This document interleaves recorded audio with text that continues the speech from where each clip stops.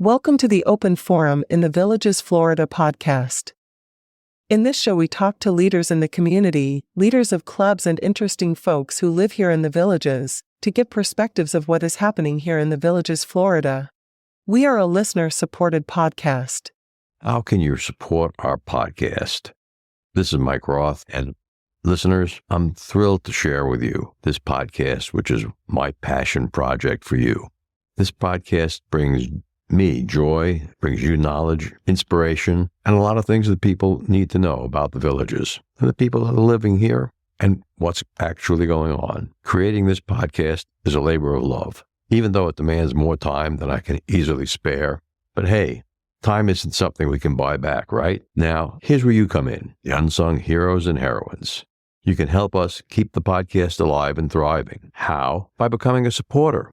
There are two simple ways that you can support us. The first is a small monthly donation. Visit our podcast website, openforuminthevillagesflorida.com, and click on the black supporter box. Even a small $3 to $10 a month donation makes a difference. And guess what? You can cancel anytime, no strings attached. The second way that you can contribute to the podcast is by making a purchase of an Amazon product at Amazon standard prices, and we are paid a small commission on each purchase as an Amazon affiliate. That way there's no extra money out of your pocket, but you are supporting the podcast. Check every week because we're going to be adding new Amazon products that you can buy and support the podcast with. Thank you. And your support means the world to us. Stay curious, stay inspired, and keep those headphones on. This is Mike Roth on Open Forum in the Villages, Florida. I'm here today with Christine Brave, RN, to talk about medical marijuana in the state of Florida. Thanks for joining me, Christine. Thank you, Mike, for having me. Christine, why don't you tell our listeners a little bit about your background as a registered nurse? I was a registered nurse in St. Louis, Missouri. I worked in open heart surgery for many years and the ICUs. Then my back got bad, so I went to work in pediatrics. So I finished the last 25 years out as a pediatric ER nurse. I understand you had battled with cancer. Yes, I was out in Colorado skiing, and I would hit bumps, and my stomach was hurting. It was increasing in size, and I was really short of breath. I took it as the altitude and all, and wasn't sure what was going on with my tummy. Drove back to St. Louis, and was told the next day that my right lung was full of fluid, and that was all fluid and tumors in my abdomen. Mm-hmm. Being a nurse, I knew people at the hospital, so they came and tapped my lung right away. My friend said, if it's yellow milky, it's cancer. I am a skier. I eat organic. I really try to live healthy. I do yoga. And this was a complete shock for me. Mm-hmm. So it was cancer. It was follicular lymphoma. And I did chemotherapy for it. They put a port in to access my chemotherapy. And when they did that, my surgeon said, I need to give you pain pills. And I said, no, I'm not taking pain pills. I will try marijuana gummies, which I did, and they took care of the pain.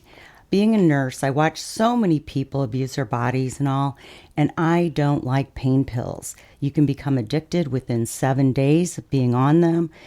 All they do to me is knock me out, put me to sleep. I wake up, I'm in pain, and I'm constipated. I was like, no way, I'm not doing pain pills. Then after my cancer was diagnosed, I had several friends call me. One wanted me to try the Gershwin therapy. Another recommended Rick Simpson oil, which we'll get into during the podcast. And so after your diagnosis and they put this port in it and they were going to give you pain pills, you decided to use marijuana, which was legal in Colorado. I'm from Missouri. And it is medically legal in Missouri. Okay. And when I called the doctors and said I had follicular lymphoma, it was just an automatic. I was given a medical marijuana card. So that's when I used the gummies for my pain. You didn't use any of the smokables? No. Okay. For our listeners who aren't familiar with gummies, why don't you tell them what that is? There's different ways to ingest marijuana. You can smoke it, vape it, Smoking it is the old-fashioned buds and all. There's oil, waxes, and then there's edibles where you can eat the edibles. There's also tinctures and lotions that you can put on a specific area, and Rick Simpson oil. Rick Simpson oil. Yes. They've been using this for years with children with epilepsy. And it started in Colorado. There was a group of men that developed Charlotte's Web for this little girl that had seizures. We would get kids into the hospital. They have seizures. And what do? We give them Valium rectally. Then they can't focus, they can't walk straight, and all those little side effects. Right. I would recommend to some of the parents that came in that were frustrated to try the Rick Simpson oil from Colorado. That came in a gummy? No, it comes in a tarry solution that you put under your tongue, and it's absorbed through the mucous membranes. Okay. And did you actually try that one too? Yes, I used Rick Simpson oil. Like I said, when people found out I had cancer, they were like, you've got to do something. And Rick Simpson oil was suggested to me. Rick Simpson was a Canadian engineer, and he was also a cannabis activist. And he had a bad injury at work. He felt like marijuana lessened his dizziness and other symptoms. Then he had a basal cell skin cancer, and he placed this tarry oil on the skin cancer, and boom, it fell off, and the doctors told him he was cancer-free, and they were amazed. So I thought, what the heck, I would try it. Rick Simpson oil, I put it into a little capsule because I didn't like the tarry feeling on my teeth. And I would take that. Now, it makes you sleep. You get very sleepy, but when you've got cancer, that's what you need to do is rest and sleep.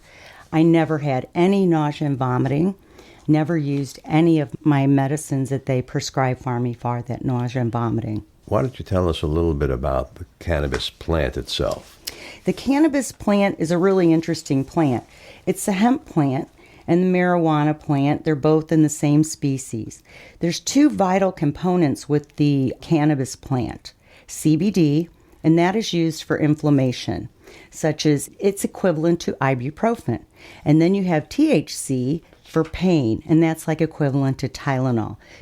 My experience with CBD potions that are on the marketplace from various sources, all legal, are that they essentially don't work for me. You got to be careful. Some of that on the market, my dad bought some because he heard it helped with aches and pains.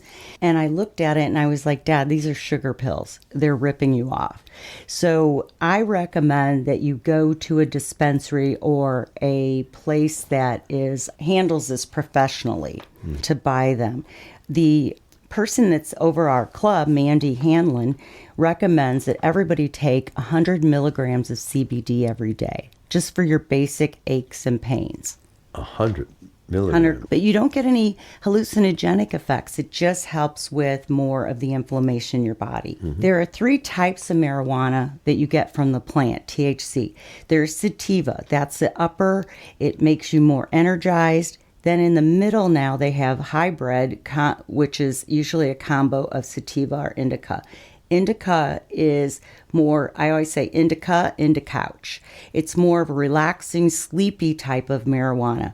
It's very scientific, and what they do is they usually combine the hybrid with the sativa or the indica, and they'll say it's sativa dominant. So that'll be a more uplifting, energizing marijuana.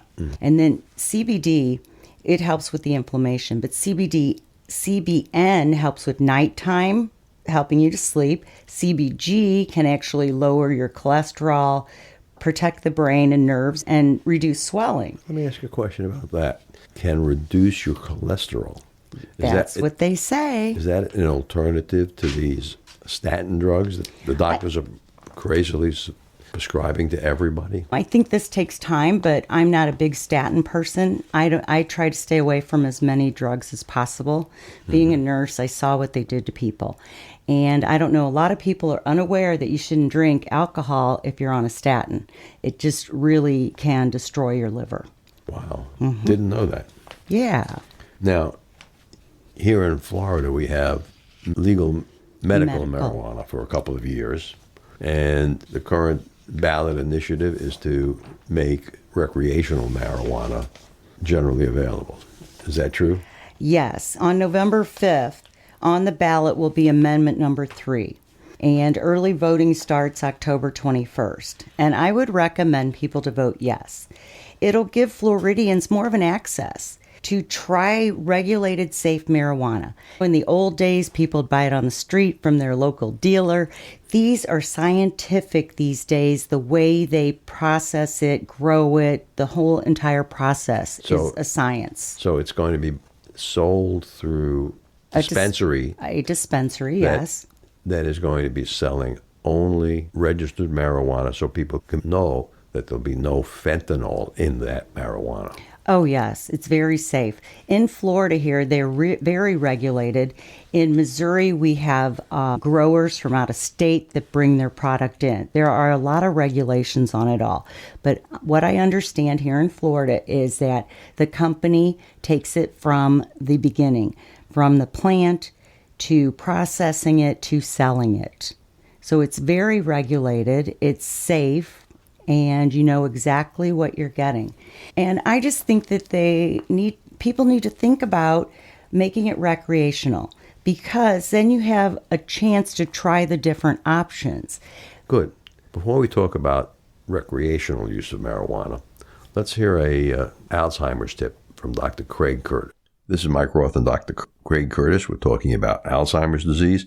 Let's talk about the omega-3 and omega-6. How should people get that from their diet? Well, primarily, you should get that through beans and nuts and legumes and fish. Mm-hmm. You can take a supplement of omega-3, omega-6s. However, don't overdo the supplementation of omega-3 specifically. There was a large study published by the American College of Cardiology a few years back that seemed to show that people that took too much omega-3 might have an increased risk of a heart arrhythmia. So my recommendation is, if you buy omega-3 supplements, take it as written. With over 20 years of experience studying brain health, Dr. Curtis's goal is to educate the Villages community on how to live a longer, healthier life. To learn more, visit his website, craigcurtismd.com, or call 352-500-5252 to attend a free seminar.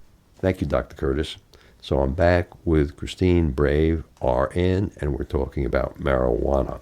Let's talk about people who might get a medical marijuana or a recreational marijuana for the first time.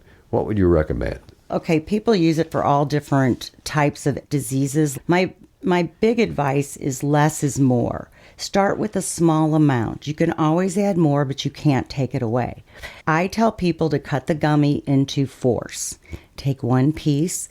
I recommend it on an empty stomach because it'll absorb better, but take a fourth of it. You can always add more. Like I said, you can't take it away. People sometimes feel like anxiety, a rapid heartbeat, hallucinations. They take this whole piece of gummy, oh, I can handle this, and then they're flipping around in bed. And the elderly tend to go to the hospital when they're feeling like this.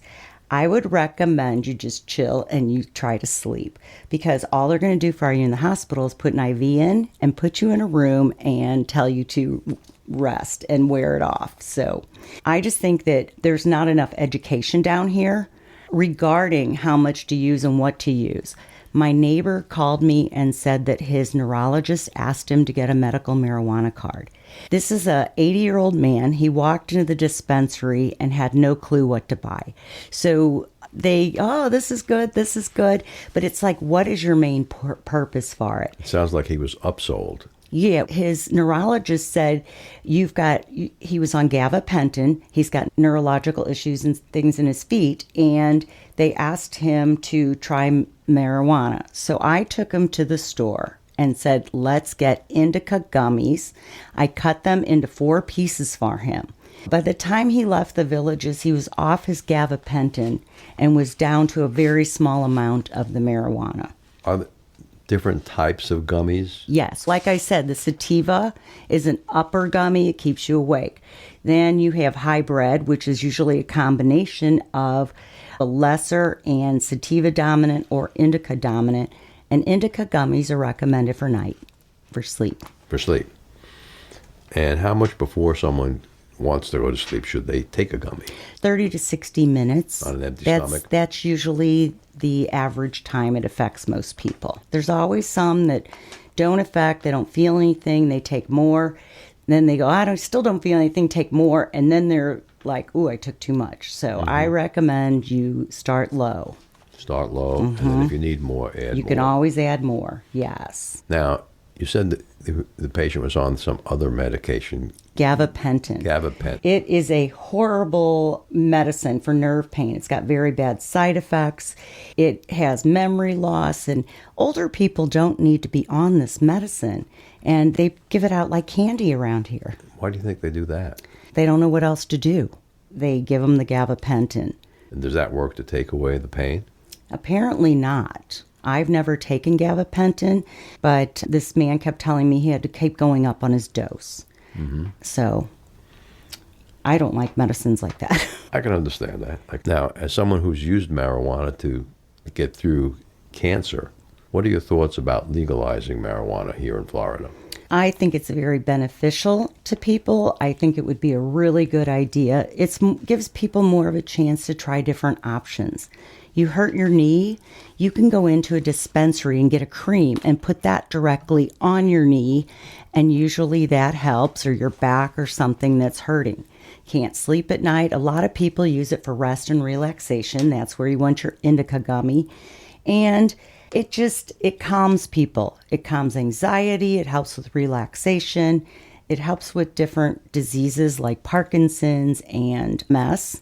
A friend of mine, her husband went to the neurologist and he said, get your medical marijuana card down here. Try CBD from a dispensary. I told her, wait, we'll hold off. I helped her. We found the CBD and it was amazing. He stopped shaking right in front of her and she was just like blown away. But he liked the CBD gummies so well, he ate the whole bag in a couple days because they tasted so good. I was not happy about that, but... Do they have sugar in them? Yeah, some of them do, and they taste pretty good. So that's why it's keep away from children, keep them in a place. So when your grandkids come over, they're up and out of sight. Because they look like candy. They look like candy, yes. Okay. I think that laws in Florida, you have to go to a qualified medical marijuana doctor. Your primary care doctor will not give you a recommendation for a medical card. So you have to go to these doctors. They charge $100 to $150 average, and you have to go every 7 months. You have to apply for the state medical card after you see the doctor. So we're talking $300 a year, which I think is very high because I am with the state of Missouri. My medical card is good up there, and it is for 5 years. So every 7 months, to me, they're gouging people. That's why I think it's really important to pass the recreational. Because if you just want to go in and buy a bottle of gummies to help you sleep, you don't have to get a card and spend $300 in a year to just try something. It may not work for you. Is there any tracking of how much marijuana people buy who have a card? I do not know those statistics. And under the proposed state amendment, will people be able to buy as much marijuana as they wanted? No, there's always limits. Like in the state of Colorado, you can buy 1 ounce in a day. In the state of Missouri, I believe it's 1 ounce. I don't know what the regulations are here in Florida. But you can't go from dispensary to dispensary. They track you. Oh, they do track. Oh, yes. The states all track and take your ID and want to see your regular ID with your medical marijuana card. And about how many people in Florida have medical marijuana cards? Quite a few. I did not look up the statistics on that because I'm from Missouri. But during the parade, we were in the holiday parade, the Medical Marijuana Club, and one of the men in the club had a device in his pocket that he could find it on his phone. He didn't have it in his pocket. He had an app on his phone that when he lost it, he could find it. Like we should have for remote controls for TVs. So most phones have that built in. But so you can find your remote or something. And he said during the parade, his phone kept dinging. So there were several people in the audience that had that same device as he did. There's a lot more people using it than they led on. So how many people are there in the medical marijuana club here in the Villages? We used to have, I think, about 75 members, but I was featured in the May Villages magazine, and this last meeting, I would say about 60 people showed up. We got 50 or 60 new members, plus our additional members. We're just trying to teach people how to use it and use it properly. That's our goal. When did the medical marijuana club start here in the Villages? A couple years ago. I want to say about 3 years ago. I actually saw it when I was living with my dad. It's not obvious to find. It's in the back of the magazine under Others, and you'll find Medical Cannabis Club. And I had seen it one time and told my dad I wanted to go to it and teach people how to use marijuana properly. And I never saw it again. And then it came out that I found it. So, yeah, they stuck us in the back. They didn't want to put us in the Christmas parade, and then they put us back behind when we were the last ones with Santa. And then they said, oh, gosh, we can't have the Medical Marijuana Club with Santa. And so they moved us up in the middle. I was in the parade. I wore a shirt that said, "Cannabis saved my life," because I really do believe my recovery was so quick and just so good with the chemotherapy and the Rick Simpson oil. How many years ago was that? It was in 2020, and I took chemo for 6 months. And I started the Rick Simpson oil like a month or two into my chemo. And it was amazing. Like I said, you sleep a lot. You need to sleep when you have cancer. But I was still I wasn't able to do yoga and all. I was weak, but I would walk every day. And I was still able to keep up with a lot of my activities. Would it be your recommendation that most patients in chemotherapy for cancer use marijuana to alleviate the pain as opposed to other drugs? Yes, definitely. The narcotics that are out there that the physicians prescribe are not healthy. They affect different organs, and the medical marijuana has been proven to has helped with cancer. It's been proven in many cases. So I thought I'd give it a try. Good. But the Rick Simpson oil is a tar. The plant is cooked down. It's the most complete part of the plant, and you have to watch temperatures and all that. My first dose I bought from a lady in California that does this for people with cancer, and she actually told me her husband was diagnosed with kidney cancer during the pandemic, and he couldn't get into a doctor. So she started him on the Rick Simpson oil. And when he finally got into the doctor, they were like, we can't find the cancer. We found some of it, but not as much as you had prior. So where is Rick Simpson oil sold? It is sold at dispensaries. They sell like a milliliter of Rick Simpson oil, which is not much, but you only need a grain of rice, the size of a grain of rice, to put under your tongue and have it absorb. And is it legal to travel with that?